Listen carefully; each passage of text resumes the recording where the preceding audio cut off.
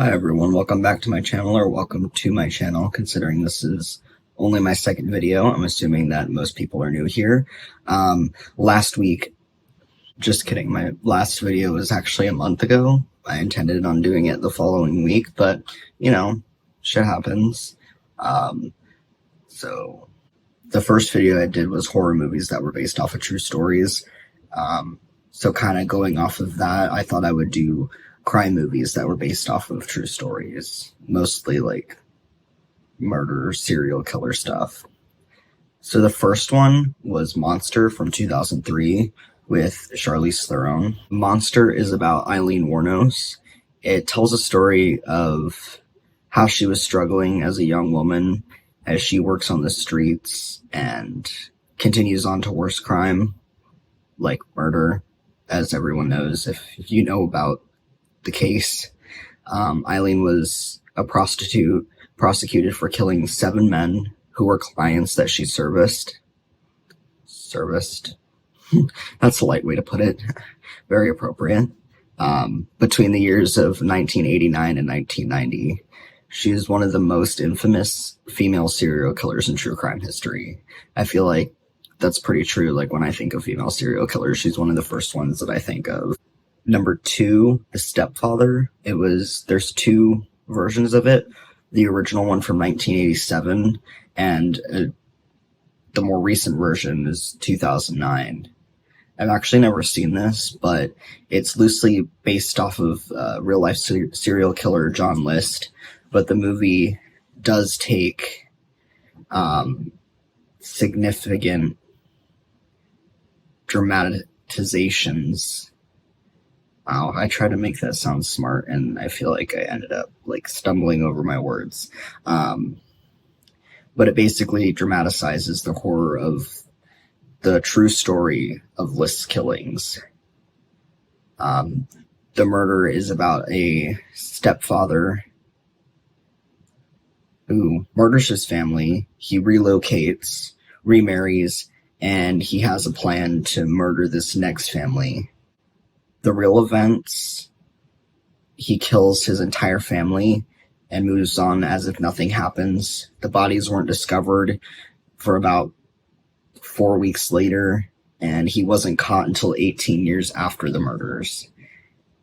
So, like in the movie, he relocated, remarried, and without anyone realizing his past. But there was no strong evidence that he was planning to kill again, as the movie suggests.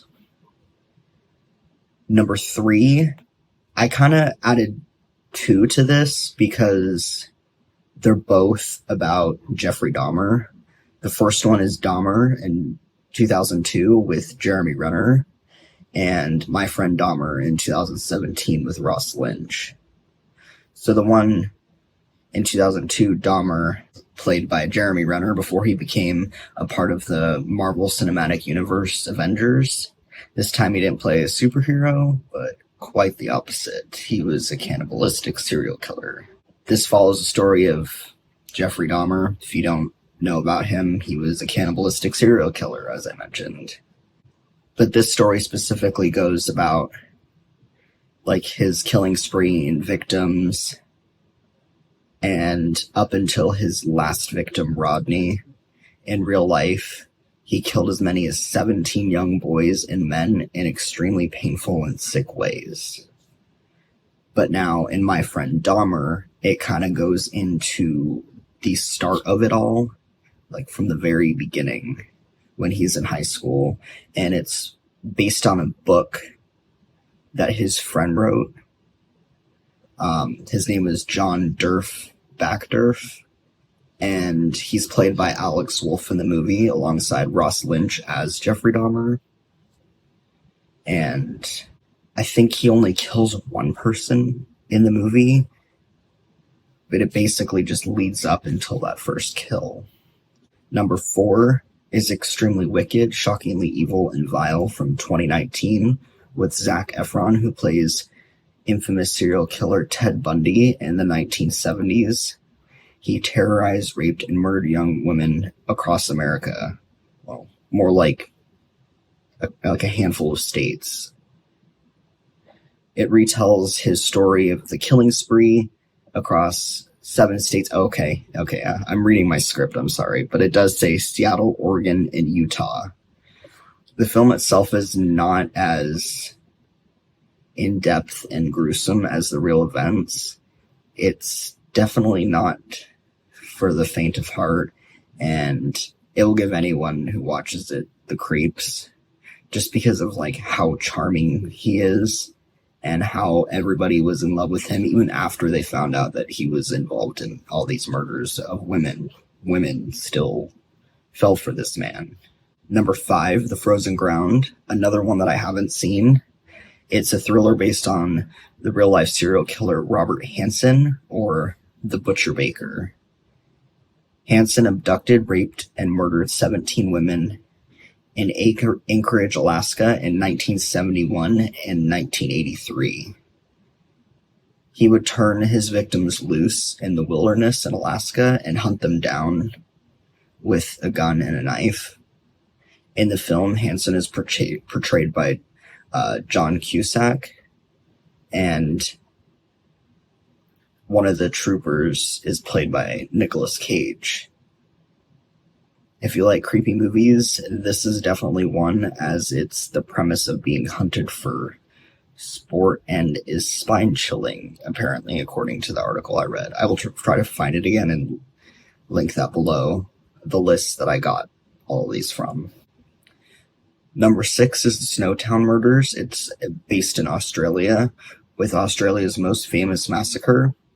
And this is between August of 1992 and May of 1999 that this occurred. It would become what is known as the Bodies in the Barrels murders. The details of the killings involve torture and cannibalism.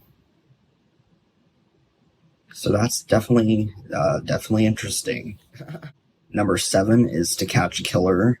It follows John Wayne Gacy's story, and it is assumed that this is what spiked a fear of clowns, which I thought was pretty interesting. That would make sense why people would be afraid of clowns for reasons like this, or Pennywise. Gacy was a sadistic serial killer who raped and brutally butchered over 30 young boys. Despite the unspeakable nature of his crimes, the most significant element to consider, whether dramatized or not, is the costume he wore while killing them.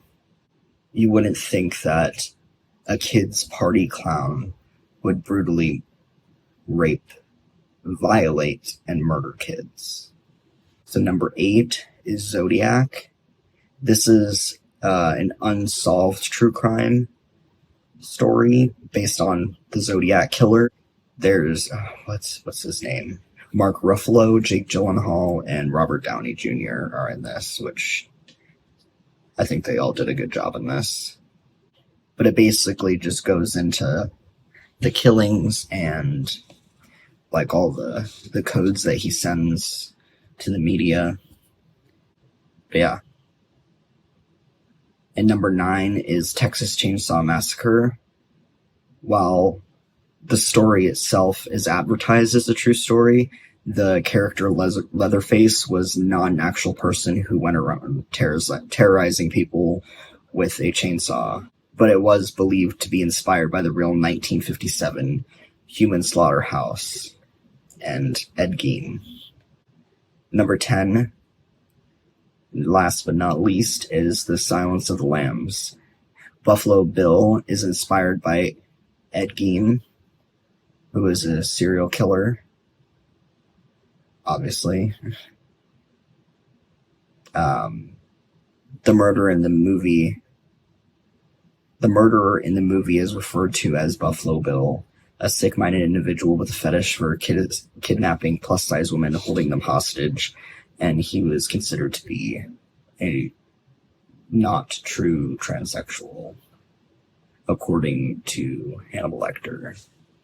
These attributes of kidnapping women and keeping their skin is what was inspired by Ed Gein, who had lampshades and belts made out of nipples, you know, all that good stuff.